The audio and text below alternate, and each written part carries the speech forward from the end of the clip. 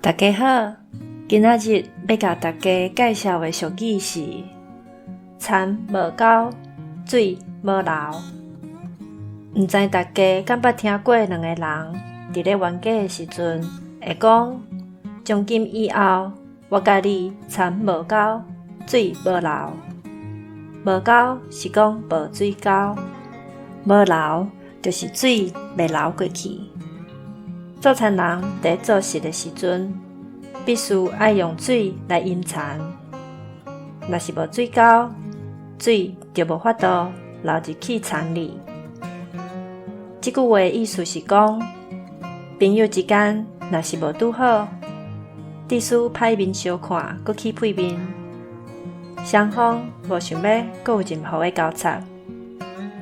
以上，感谢收听。